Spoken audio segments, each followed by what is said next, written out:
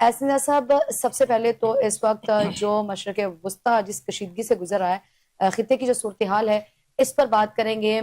اسرائیل اور ایران کا تنازع، جنگی صورتحال، اسرائیل کا حملہ، پھر ایران کی جوابی کارروائی، کیسے دیکھ رہے ہیں آپ اس ساری صورتحال؟ دیکھیں، اس کے اندر مصباح بہت ساری چیزیں انفولڈ ہو رہی ہیں اور بڑی تیزی سے ہو رہی ہیں۔ ایک تو یہ ہے کہ اس کا جو امپیکٹ ہے وہ مشرق وسطیٰ پر کیا آئے گا۔ دوسرا یہ ہے کہ جو وار ٹیکنالوجی یوز کی جا رہی ہے وہ کیا ہے، اسرائیل کیا کر رہا ہے اور ایران اس کے جواب میں کیا کر رہا ہے۔ صحیح۔ اور یہ جو وار ٹیکنالوجی یوز کی جا رہی ہے اس میں جو مختلف ممالک کے اوپر مدد کی جو بات کی جا رہی ہے وہ کیا ہے، پاکستان کا اس میں کردار کیا ہے، اور باقی ممالک کا کیا کردار ہے۔ اور اس میں ایک اہم بات یہ ہے کہ امریکہ جو ہے، جو ابھی تک براہ راست اس جنگ میں کودتا نظر نہیں آ رہا، لیکن ایران کی طرف سے اس پہ الزامات ہیں کہ امریکہ بھی اس جنگ میں شامل ہے، کیونکہ جتنا بھی ویپنز ہے، جتنی بھی آپ سمجھے کہ ٹیکنیکس ہیں اس کو لڑنے کی اور ایکسپرٹیز ہیں، وہ امریکہ کی طرف سے اسرائیل کو دی جا رہی ہیں۔ تو ایران کے بقول کہ اس میں امریکہ ملوث ہے اور وہ اس کا بدلہ لے گا۔ دوسری طرف امریکہ جو ہے وہ امریکہ یہ کہہ رہا ہے کہ جناب اگر ایران نے ایسی کوئی بھی حرکت کی کہ امریکی جو ہے اڈے جو ہیں یا امریکی جو مفادات ہیں خطے کے اندر اس پر اس نے کو حملہ کیا تو اس کو بڑا سخت جواب دیا جائے گا۔ ایسے حالات میں کچھ ایسی سٹیٹمنٹس بھی آئی ہیں سوشل میڈیا کے اوپر جن کی سگنیفیکینس نظر بھی آتی ہے، لیکن اس کے بارے میں یہ بات بھی کی گئی ہے کہ یہ جو ہیں فیک ہیں یا اے آئی جنریٹڈ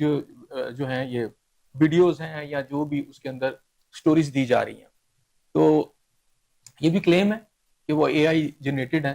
لیکن بہرحال اس ساری چیز کے اندر بہت ساری افواہیں ہیں، ریومرز ہیں اور بہت کچھ باتیں سچ ہیں۔ تو اس سارے کے اندر بڑی باریک بینی سے آپ کو دیکھنا پڑے گا کہ اس وقت یہ صورتحال ہے کیا، اور یہ سپل آؤٹ اگر ہوتی ہے تو سپل اوور ہوتی ہے تو سپل اوور ہو کر کس طرف جاتی ہے، کیا یہ پھیلے گی خطے کے اندر، رکی رہے گی، اور سب سے امپورٹنٹ بات یہ ہے کہ پاکستان کا اس کے اندر رول کیا ہے۔ صحیح۔ کہ پاکستان اس وقت دنیا بھر میں ڈسکس ہو رہا ہے۔ ڈسکس اس طرح ہو رہا ہے کہ ایک تو آپ کو پتا ہے کہ آپ پاکستان اور انڈیا کا ایک بہت بڑا آپ نے دیکھا کہ ایک شو ڈاؤن ہوا ہے۔ ایک اس شو ڈاؤن کے اندر پاکستان کی جو ہم نے دیکھا کہ پوری دنیا میں اس کی پاپولیرٹی میں بھی اضافہ ہوا، اس کی ایکسپرٹیز اور فوج کی قابلیت کو دنیا بھر نے مانا ہے، اور بھارت کو آلموسٹ ڈیفیٹڈ ہوا ہے مکمل طور پر۔ اسے کسی بھی آپ ڈپارٹمنٹ میں بات کریں اسے مکمل شکست ہوئی ہے۔ تو ایسی صورتحال کے اندر اب پاکستان کا کردار کیا ہے اور پاکستان اس جنگ کو کیسے دیکھتا ہے، اور اگر یہ جنگ بڑھتی ہے تو پاکستان کو اس کا کیا خطرہ ہے۔ اس کے اندر وہ دھمکیاں بھی ہمیں دیکھنی پڑیں گی جو کہ اسرائیل کے پرائم منسٹر نیتن یاہو نے پچھلے دن ایک بیان میں ایک انٹرویو میں انہوں نے بات کی، اور جس کے اندر انہوں نے ڈائریکٹلی بتایا کہ ان کا جو نمبر 1 دشمن ہے بقول ان کے وہ تو ایران ہے، جس کے پاس ایٹمی صلاحیت وہ کسی صورت میں نہیں چاہتے کہ وہ اس کے پاس رہے، اور دوسرا اس نیتن یاہو نے پاکستان کا نام دیا۔ تو یہ ہے صورتحال۔ اس میں پاکستان کو جب نیتن یاہو جو ہے، اسرائیل جو کہ دنیا کے اندر نون ٹیررسٹ کنٹری ہے، کنٹری ایک ایسا کنٹری کہ جو پاکستان اس کو تسلیم نہیں کرتا اور دنیا کے بہت سارے ممالک اس کو تسلیم نہیں کرتا، ایک ایسی ریاست جس کو بہت سارے دنیا کے ممالک انکلوڈنگ پاکستان اس کو تسلیم ہی نہیں کرتے۔ تو ایک ایسی ریاست جس کو یو این او کے ایک ریزولوشن کے ذریعے بنایا گیا تھا، اور اس کے اندر جو ریزولوشن پاس کی گئی تھی اس میں 2 آپ سمجھے اسٹیٹس تھیوری تھی اس کے اندر، کہ ایک فلسطینی ریاست اور ایک اسرائیلی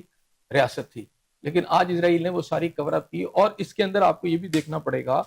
کہ امریکہ نے جو مختلف مواقعوں کے اوپر بڑی تیزی سے یو ٹرن لیے ہیں، اپنے پہلے موقف کو بدلتے ہوئے دوسرا موقف لے کر آئے، تو وہ ساری چیزیں بھی آج آپ کو دیکھنی پڑے گی تاکہ آنے والی جو پکچر ہے وہ آپ کو کلیئر ہو جائے۔ صحیح۔ ایسنا صاحب، آپ سمجھتے ہیں کہ جس طرح یا جس طریقے سے جتنا شدید رد عمل ایران کی جانب سے آیا، اسرائیل کو اندازہ نہیں تھا کہ ایران اتنا شدید رد عمل دے گا یا اس طرح رسپونڈ کرے گا؟ کیا یہ اسرائیل سمیت جو باقی خطے کے ممالک ہیں ان کے لیے بھی کوئی سرپرائزنگ فیکٹر ہی تھا کہ ایران اتنا رسپونڈ کرے گا؟ ڈیفینیٹلی ایران کی طرف سے کہا تو یہ جا رہا تھا، سرپرائزنگ فیکٹر تو خیر شاید اس طرح نہیں تھا، یہی کہا جا رہا تھا کہ ایران جو ہے رسپونڈ بڑا خوفناک طریقے سے کرے گا، اس کے پاس بھی میزائل ٹیکنالوجی ہے، وہ کرے گا، اس کا جواب دے گا، لیکن وہ کتنی افیکٹو ہے۔ اس وقت تو یہ بھی تھا نا کہ جی وہ ان کا ایک جو دفاعی سسٹم ہے اسرائیل کا وہ موجود ہے، اس کے موجودگی میں ایران نے پہلے بھی وہاں پر بہت سارے میزائل داغے تھے، بیلسٹک میزائل داغے گئے تھے، لیکن اس میں اتنی ہلاکتیں یا اتنی بربادی اسرائیل کے اندر نہیں ہوئی جو اس دفعہ ہوئی۔ تو ایسا کیا ہوا کہ ایران نے پہلے بھی یعنی سینکڑوں میزائل داغے تھے, اس وقت تو کچھ نہیں ہوا, اس وقت یہی پتا چلا تھا کہ ایک اسرائیلی فوجی غالباً وہ زخمی ہوا تھا. تو اب ایسا کیا ہوا؟ تو اس میں بہت ساری آپ سمجھے کہ متھ بھی ہے, بہت ساری سٹوریز بھی ہیں. ایران پر جب اٹیک ہوا تو پھر سارا دن خاموشی رہی ایران کی طرف سے, پھر رات کو ایسا کیا ہوا کہ پھر اتنا خوفناک قسم کا جواب ایران کی طرف سے آیا. پھر وہ آگے بڑھتے بڑھتے اب یہ خیبر میزائل جو ان کی طرف سے داغے جا رہے ہیں, اس کی جو ڈسٹرکشن ہے ہم دیکھتے ہیں اسرائیل کے اندر وہ بہت بڑے پیمانے پر ہے. ڈیفینیٹلی جس طرح ظلم جو ہے اسرائیل نے پوری دنیا میں کیا, خاص طور پر غزہ کے لوگوں میں, تو ایران کی اس ایکٹیویٹی سے ہر وہ شخص جو انسانیت سے دوستی رکھتا ہے, جو انسانیت کو مقدم رکھتا ہے, ہر وہ ملک جسے اخلاقی قدروں کی, انسانی جان کی اور جان و مال کا جو تحفظ ہے اس کی کوئی قدر ہو, تو وہ اس کارروائی کے اوپر خوش ہے کہ چلیں کوئی تو ہے کہ اس بدمعاش اسرائیل کو روکنے والا. اچھا, لیکن اس میں جو مت ہے وہ یہ ہے کہ ایسا کیا ہوا کہ رات کو ایران نے اس طرح کا جواب دیا. اس میں جو مت ہے یا بہت ساری سٹوریز چل رہی ہیں وہ یہ ہے کہ پاکستان کی ہیلپ رہی, کچھ لوگ کہتے ہیں چین کی ہیلپ رہی, اور پھر ان کا جو سسٹم تھا,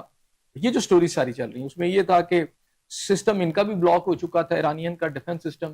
خود ان کے اندر جو تھے بہت سارے موساد کے لوگ آ چکے تھے, انہوں نے نہ صرف ان کے سسٹم کو بلاک کیا ہوا تھا بلکہ ڈرونز اڑا کر اور اندر سے آپ سمجھے کہ ٹیررزم کی ایکٹیویٹی کر کے ایران کو مفلوج کر دیا تھا. لیکن پھر کچھ ایسی ہیلپ آئی ہمسایہ ملکوں کی طرف سے یا دوست ملکوں کی طرف سے جس نے ان کے اس سسٹم کو بحال کر دیا, اور جوابی طور پر جو پھر اسرائیل پہ کاروائی ہوئی وہ پھر ایک سمجھے کہ بیفٹنگ قسم کی کاروائی ہوئی.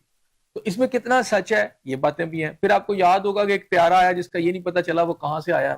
اور کہاں واپس چلا گیا. اب حالانکہ آپ کے پاس آپ کو پتا ہے کہ سیٹلائٹ دور ہے, تو کوئی بھی طیارہ اگر آسمانوں پہ اڑتا ہے اور کسی طرف جاتا ہے تو پتا چل جاتا ہے کہاں سے آیا کہاں چلا گیا. لیکن یہ متھ ابھی کلیئر نہیں ہو رہا. تو یہ نظر ضرور آتا ہے کچھ فیکٹرز ہیں کہ کچھ ممالک نے ایران کی بہت زیادہ ہیلپ کی ہے, اور اس میں پاکستان کا نام بھی لیا جا رہا ہے.